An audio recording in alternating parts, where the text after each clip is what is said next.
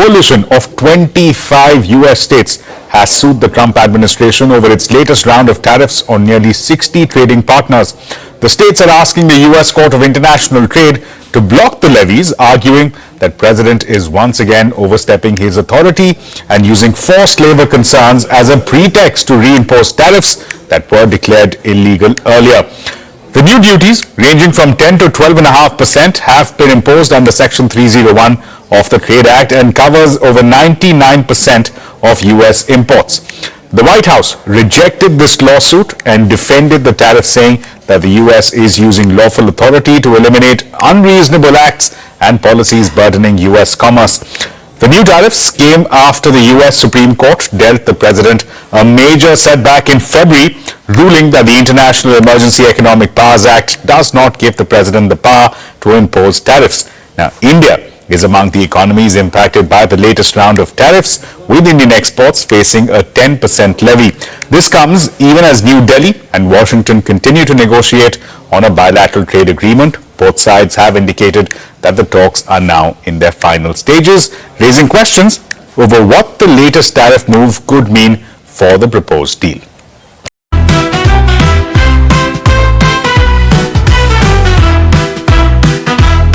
Trump cancels Iran strikes subject to deal being made rapidly.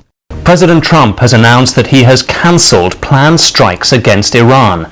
Multiple sources had told CBS News, the BBC's American media partner, that the US and Israel were planning what would have been one of the harshest bombing campaigns to date against energy infrastructure targets across the country. In a post on his Truth Social platform, he said he was holding off at the request of Iran and other Middle Eastern countries, provided a deal was quickly reached.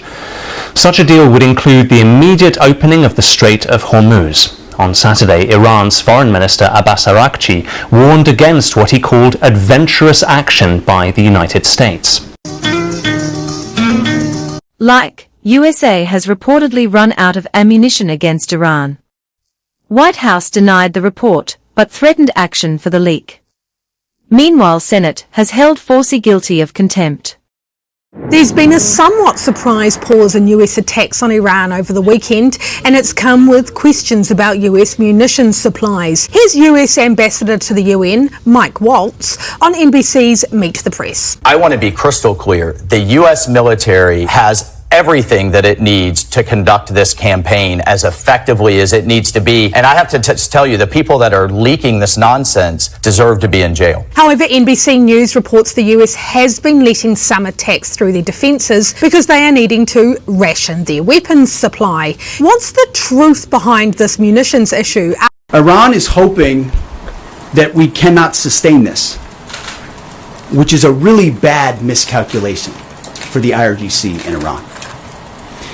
Our commitment to our mission objectives only increases as our advantages continue to increase. We've got no shortage of munitions. Our stockpiles of defensive and offensive weapons allow us to sustain this campaign as long as we need to. Again, our munition status only increases as our advantage increases. USA has tightened immigration rules. Don't worry. If asked to bend, Indians in USA will crawl. Agree? Immigration experts say cohabitation has become a crucial factor. U.S. immigration attorneys warn that couples who do not live together face higher risk of investigation or rejection. According to experts, reasons like work, studies, or financial constraints carry little weight. Officials assess what they call the totality of the relationship. They look for shared living arrangements, joint finances, consistent interviews, and evidence of real shared life. Even legally valid marriages can be denied if authorities believe that the intent was to bypass immigration laws.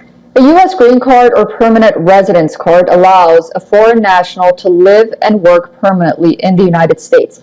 Green card holders can work for almost any employer, live in the U.S. indefinitely, and keep their original citizenship. After 3 to 5 years, they may apply for U.S. citizenship. Green cards can be obtained through a family sponsorship, employment, the diversity lottery, or asylum and refugee programs. The stricter approach comes amid wider U.S. immigration tightening. Authorities have reduced work permit durations for applicants and paused the diversity visa lottery. Officials say the goal is to prevent fraud and protect the integrity of the immigration system. Experts advise couples to seek legal guidance before applying, especially if living apart. For U.S. immigration authorities, one question now matters most: is the marriage real or just on paper?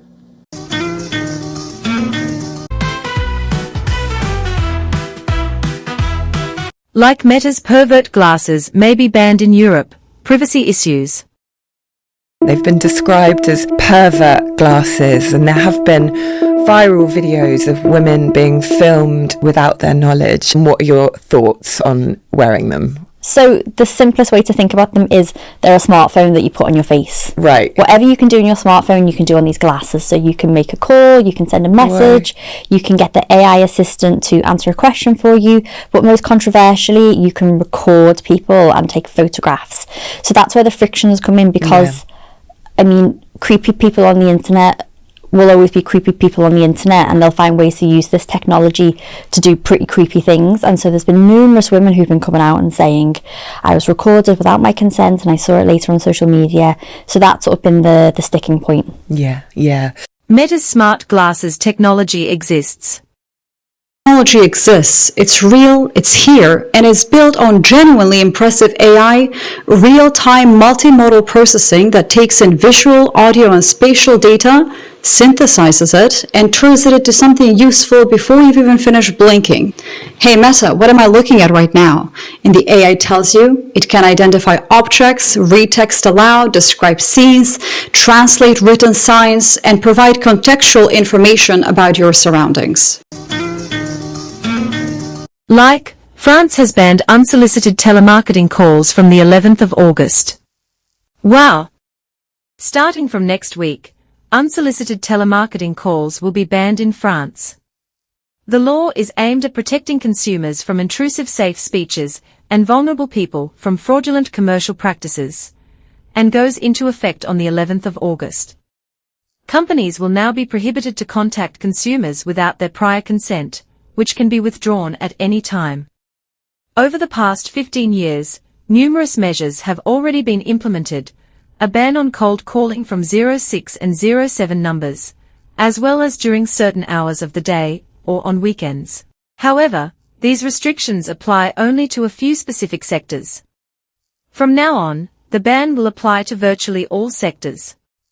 Until now, people had to register on a platform to opt out of being contacted.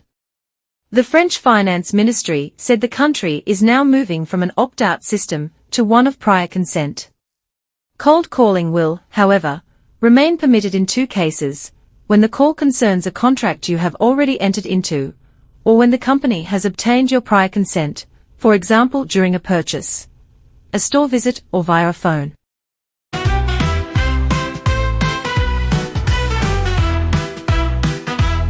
Like, can you believe Spain is taking action against its envoy to India for corruption?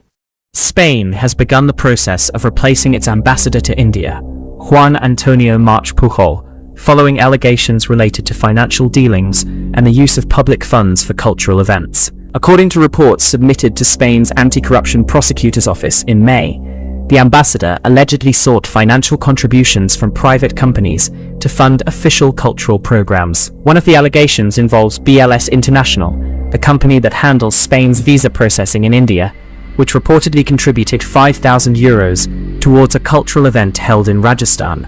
The development is also drawing attention from Indian travelers, especially as concerns have long been raised over visa appointment availability and the promotion of additional paid services. The allegations remain under investigation, but the episode has renewed scrutiny over the functioning of diplomatic missions, the use of public funds, and the role of outsourced visa service providers. The big question now: could this trigger greater transparency and a more efficient, traveler-friendly visa process for Indians? Like, 72 or more from Morocco died trying to reach Ceuta, Spain. Sad. Morocco's Interior Ministry says 11 people died last week trying to reach Spain's North African enclave of Ceuta.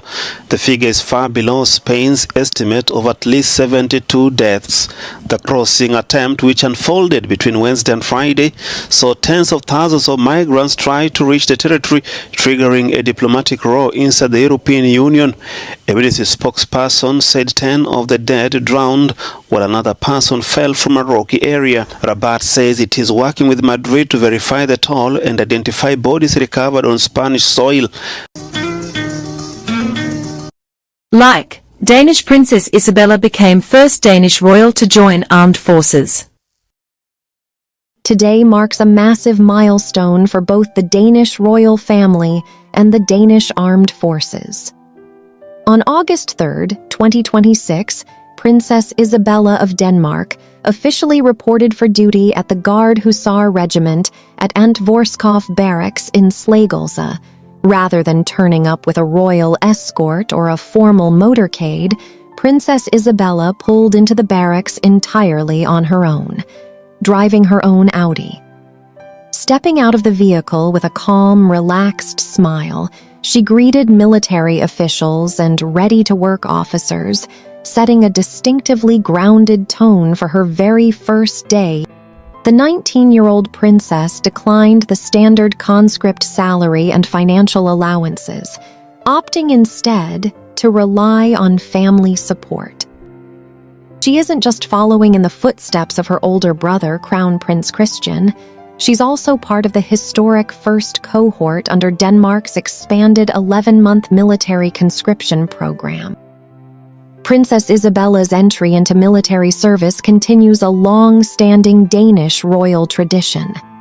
Royal family members, including King Frederick X and Crown Prince Christian, have regularly completed military training to prepare for future civic and ceremonial roles.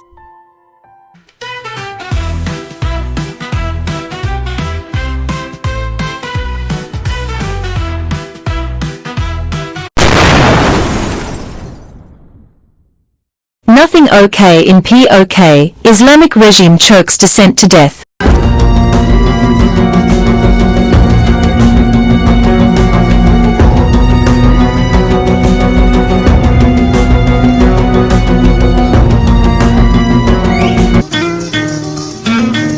Indian agents killed over 30 LET operatives in Pakistan since 2020, claims Lashkar leader. A Lashkar-e-Taiba-linked operative, Rizwan Hanif, has made a rare public admission that more than 30 of the group's operatives were killed across Pakistan over the past 3 to 4 years. In a video believed to be from May but now circulating online, Hanif alleged Indian intelligence agencies carried out the killings through an unknown gunmen model, targeting operatives in cities including Karachi, Peshawar, Rawalpindi and Muzaffarabad. Pakistan has repeatedly accused India of such targeted killings on its soil, allegations New Delhi has denied. Hanif also made inflammatory remarks about other religions during his address. Lashkar-e-Taiba, founded in the 1980s, is designated a terrorist group by India, the US and the UN. Hindustan की खुफिया agencies ने उसको यहाँ आजाद कश्मीर के अंदर भी अमन और चैन से नहीं रहने दिया, अपने जर खरीद एजेंटों के जरिए से उसको यहाँ पर शहीद किया गया। ये पहला वाकया नहीं है, गुज़श्ता 3-4 सालों के अंदर 30 से ज्यादा वाकयात हो चुके हैं कि हमारे भाइयों को शहीद किया गया। किसी को पेशावर में, किसी को कराची में, किसी को पिंडी में, किसी को रावलकोट में, किसी को मुजफ्फराबाद में। जुर्म क्या है? जुर्म सिर्फ ये है कि हम ला इलाहा इल्लल्लाह के मानने वाले हैं। हम हनुमान, घनश्याम, हरि राम, हम गाय की बछड़ों की पूजा करने वाले नहीं हैं। ये जालिम हिंदू ये चाहता है जमीन के ऊपर गाय की पूजा हो, यहूदी ये चाहता है बछड़े की पूजा हो, और अल्लाह का बंदा इब्राहीम अलैहिस्सलाम की सुन्नत पर अमल करते हुए ये कहता है इस जमीन पर जब तक आखिरी मुसलमान जिंदा है इंशाअल्लाह किसी गाय और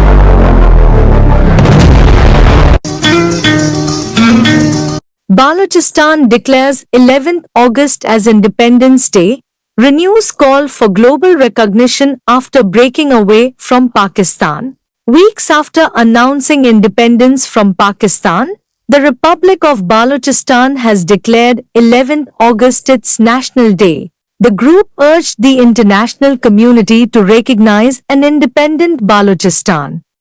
In a dramatic turn of events, Baloch nationalist leaders have declared independence from Pakistan, citing decades of violence, enforced disappearances and human rights violations. Prominent activist Mir Yar Baloch has requested India to allow a Balochistan embassy in New Delhi and urged the United Nations to recognize the Democratic Republic of Balochistan as a sovereign state. But the Baloch independence movement isn't new. It has deep historical roots tracking back to 1947 when the princely state of Kalad briefly declared independence following the partition of British India. And just a year later, in 1948, Pakistan forcibly annexed the region, a move Baloch leaders have never accepted. They argue Balochistan's rich resources, gas, minerals and more have been exploited by Islamabad, while the region remains Pakistan's poorest and least developed province.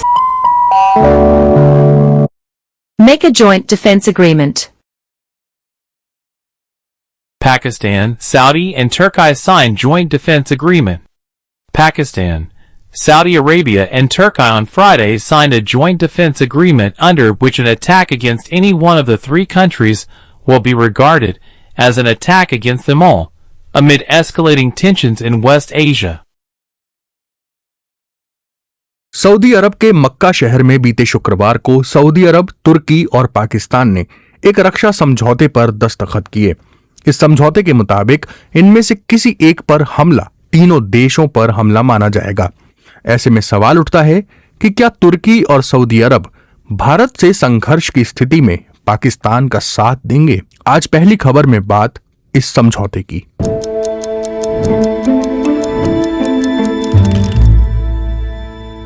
Pakistan के खिलाफ भारत के सैन्य अभियान operation सिंदूर के दौरान पाकिस्तान को चीन और तुर्की से मदद मिली थी। पाकिस्तान ने वो युद्ध अपनी सेना और दूसरे देशों के रक्षा उपकरणों के दम पर लड़ा। ऐसे में सवाल उठता है कि सऊदी अरब और तुर्की के साथ रक्षा समझौता पाकिस्तान की क्षमता में क्या जोड़ सकता है और क्या नहीं। भारत के खिलाफ पाकिस्तान की परमाणु प्रतिरोधक क्षमता है और कहा जाता है कि उसकी परमाणु नीति केवल भारत पर केंद्रित है। मक्का में हुआ कोई भी समझौता इस समीकरण को नहीं बदलता। भारत पाकिस्तान संकट में सऊदी अरब का महत्व दिल्ली के अपने आर्थिक समीकरणों से जुड़ा है। भारत और सऊदी अरब में 43 अरब डॉलर का द्विपक्षीय व्यापार है। सऊदी अरब ने भारत में ऊर्जा, रिफाइनिंग, पेट्रोकेमिकल्स और इंफ्रास्ट्रक्चर में 100 अरब डॉलर तक के निवेश की मंशा जाहिर की है। भारत के पश्चिमी तट पर बड़े डाउनस्ट्रीम प्रोजेक्ट्स में सऊदी की अरामको की भी भागीदारी है। सऊदी अरब में 25 लाख से ज्यादा भारतीय काम करते हैं और करोड़ों डॉलर कमाकर भारत भेजते हैं। सऊदी का कच्चा तेल भारत के ऊर्जा आयात का एक अहम हिस्सा है। भारत में सालों से इन आंकड़ों को सऊदी अरब से रिश्तों की गहराई के प्रमाण के तौर पर देखा जाता रहा है। क्या पाकिस्तान के साथ डिफेंस पैक्ट से संबंधों पर असर पड़ेगा? जिस सऊदी अरब के पास इन सभी आर्थिक और कूटनीतिक साधनों की ताकत है, उसने अब संधि के जरिए 2 बार 11 महीनों के भीतर अपनी सुरक्षा को पाकिस्तान की सुरक्षा से जोड़ दिया है। तुर्की के राष्ट्रपति रजब तैयब अर्दोआन ने कहा है कि पाकिस्तान और सऊदी अरब के साथ समझौते का मकसद किसी देश को निशाना बनाना नहीं है। सऊदी अरब और पाकिस्तान के बीच पहले से ही रक्षा समझौता है। अब इस पैक्ट में तुर्की भी शामिल हो गया है। सऊदी अरब के पास वित्तीय ताकत है, पाकिस्तान के पास परमाणु क्षमता, बैलिस्टिक मिसाइलें और मानव संसाधन है, जबकि तुर्की के पास सैन्य अनुभव है और उसने एक रक्षा उद्योग विकसित किया है।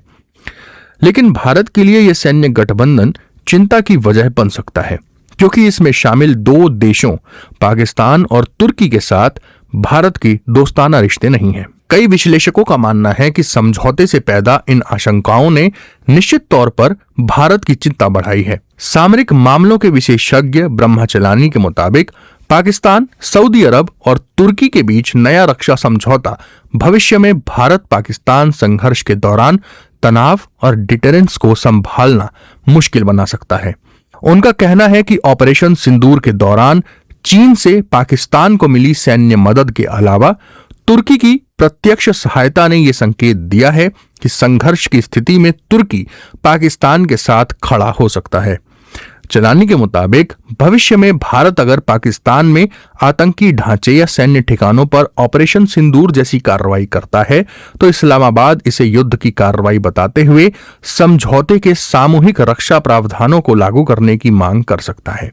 संयुक्त राष्ट्र में भारत के पूर्व राजदूत टी.एस. तिरुमूर्ति भी इस समझौते को भारत के हित में नहीं मानते। वहीं ऑब्जर्वर रिसर्च फाउंडेशन के कबीर तनेजा ने कहा है कि समझौते में नेटो के आर्टिकल 5 जैसी भाषा का इस्तेमाल हुआ है और इसका असर भारत पाकिस्तान संबंधों पर भी पड़ सकता है। अटलांटिक काउंसिल के माइकल कुगलमैन के मुताबिक ये समझौता तीनों देशों के बीच बढ़ते सुरक्षा सहयोग का स्वाभाविक नतीजा है। उनका मानना है कि इससे मध्य पूर्व की उभरती सुरक्षा व्यवस्था में पाकिस्तान की रणनीतिक भूमिका और अहमियत बढ़ेगी।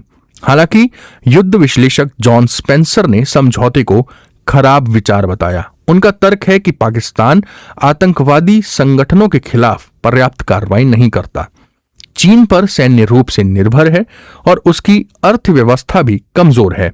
ऐसे में उन्हें लगता है कि पाकिस्तान के साथ नेटो के आर्टिकल 5 जैसी रक्षा प्रतिबद्धता वाला समझौता करना उचित नहीं है।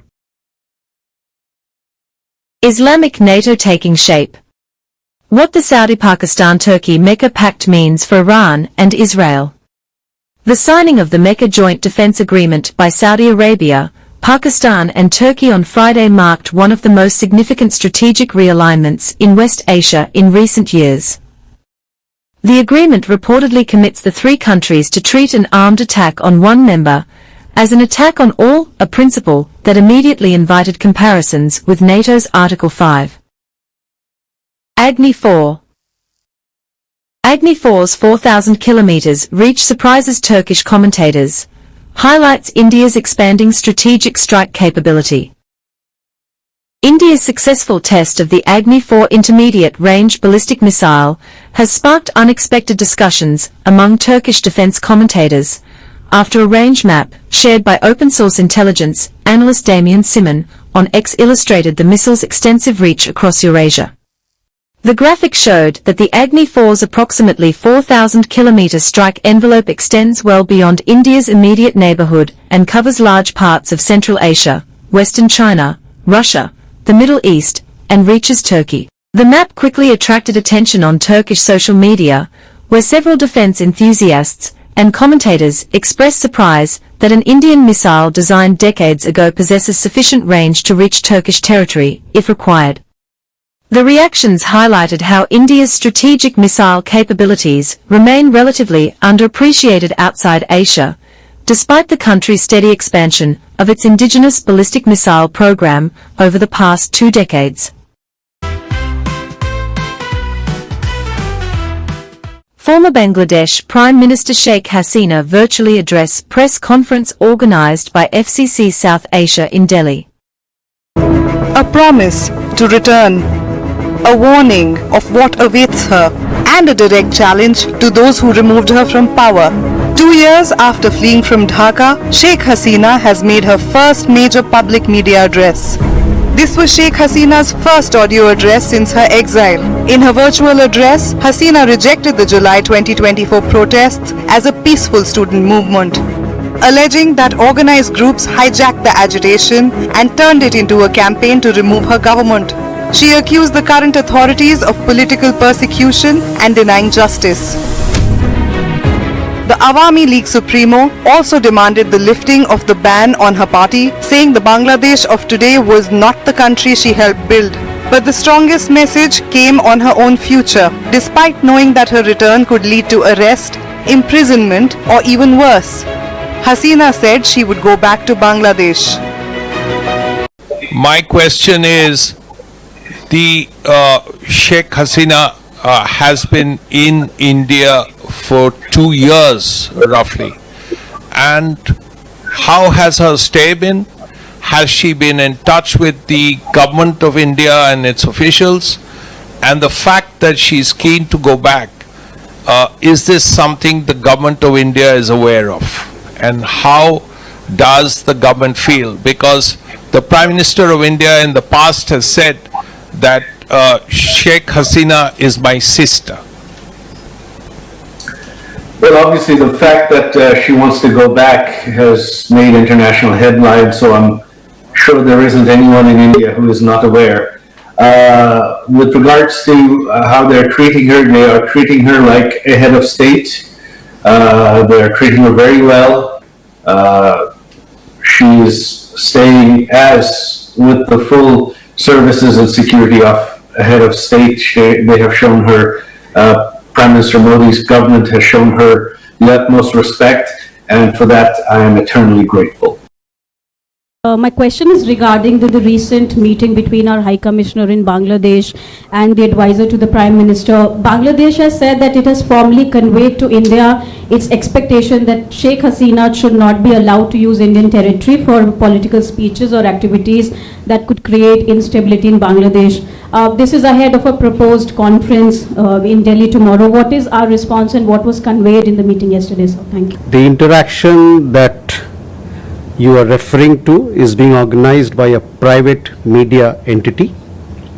The government has no involvement whatsoever in it.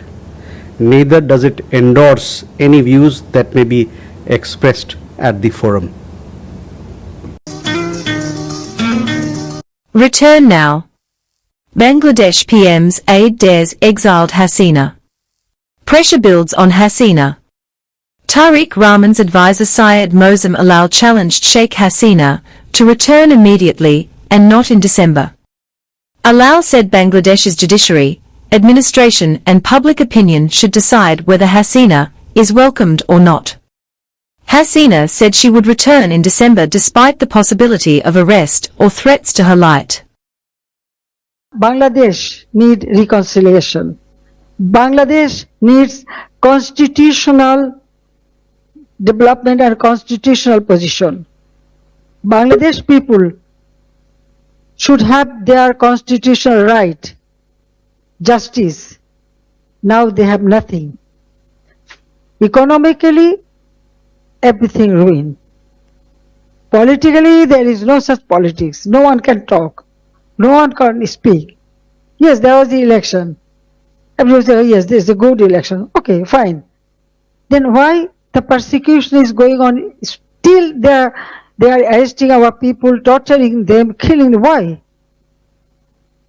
So I believe in democracy. I believe in secular democratic system.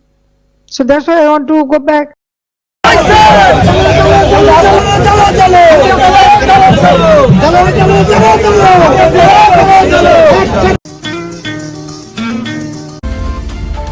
You are watching Sanglikar's Weekly. And our final story is about Gen Z's complicated relationship with marriage, with home ownership, basically with adulthood. Why does taking the next step feel like an uphill battle? When did I do turn into I can't? Yes, Gen Z seem to have had a falling out with marriage. At least that's what seems to be happening across much of the world. Young people are getting married later, buying fewer homes and putting off starting families. But is this a story about changing values? That would be the convenient answer, no? How else would we feel that sense of moral superiority that seems to have become the rite of passage for successive generations? But jokes aside, what happened? This is, in more ways than one, a story about changing economics. Gen Z, don't worry, you've got your back. According to Deloitte's 2026 Gen Z and Millennials survey, 55% of Gen Z say they have delayed major life decisions, including getting married and having children, because of their financial situation. In other words, more than half of this generation is not really abandoning these milestones. They are postponing them because they cannot comfortably afford them. Forbes likes to call it Gen Z's liquid adulthood. And it makes sense because, like with most things, the biggest culprit is the rising cost of just existing.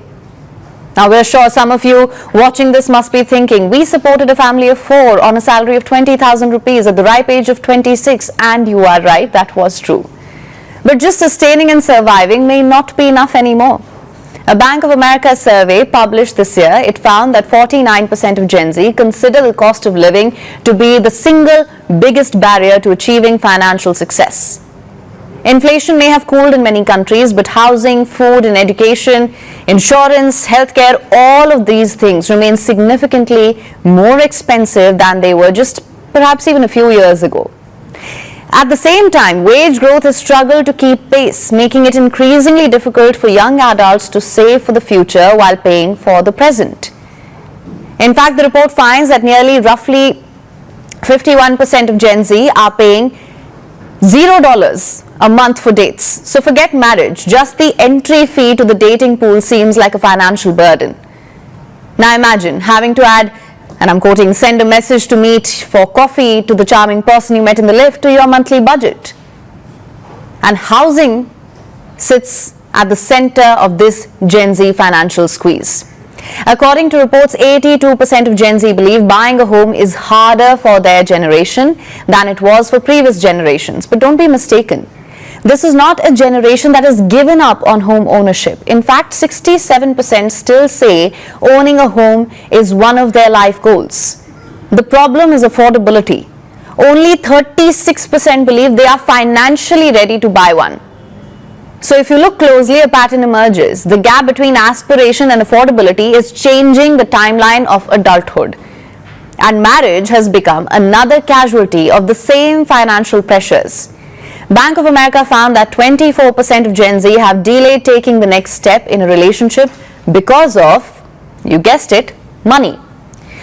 Let's be honest, weddings are expensive. Especially in India, weddings are not just a union of two people in love, it's a festival. It's also a union of her uncles, aunts, children. But the ceremony is only the beginning. Couples today are expected to navigate soaring rents, expensive mortgages, childcare costs and everyday living expenses before they can even think about building a family. But here's something we also want to draw your attention to: is living alone cheaper? Now many assume that staying single is the cheaper option. In reality, living alone often comes with a financial penalty. You could call it the singles premium. It's not a government tax, it's a very real economic disadvantage. Two people living together can split their rent, utilities, internet, groceries and household essentials. A single person pays almost all of those fixed costs alone. Housing, as you can imagine, happens to be the largest monthly expense for most households. And maybe this creates a vicious cycle. Young adults postpone marriage because housing has become unaffordable, but living alone makes it harder to save because there is no one to share the biggest monthly expenses with. But of course, we are not asking you to get married just to split the bills, of course not. But slow savings, delay home ownership, and delayed home ownership often pushes marriage even further into the future. The result is a generation that appears to be rejecting traditional milestones when in reality, many are simply waiting until they can afford them. This is why the narrative that Gen Z doesn't believe in marriage or home ownership misses the point. The reports tell a very different story. Most still want to own a home. Most still hope to build families. The dream has not changed. The price of achieving it definitely has. And who are we to penalize Gen Z for wanting to be better financially planned and aware? For previous generations, marriage and buying a home were often seen as the beginning of adulthood. For Gen Z, they've increasingly become rewards that can only come after years of financial stability. Gen Z is not opting out of adulthood, it is waiting for adulthood to become affordable again. So as we mentioned earlier, it is not a matter of I do or I don't, it's a matter of I can't.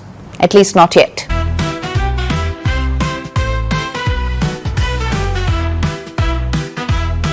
And finally, my friend sent me a message saying laziness is a silent killer. I disagree. Laziness is a boon, a bliss. Laziness is a silent killer. It consumes ambition, kills progress, and stifles potential. Laziness.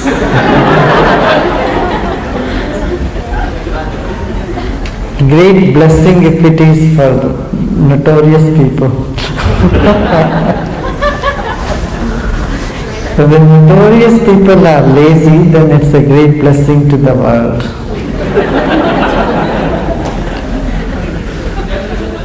There is a couplet in Sanskrit, it says, the laziness among the lions, the fear among the snakes, and difference of opinion among the intellectuals make this world a healthy place. Happy place to be in. Laziness among lions, fear among snakes, and differences of opinion among the intellectual. That's what makes the world strangely peaceful. Lazy Bee. The 8th of August, 2026.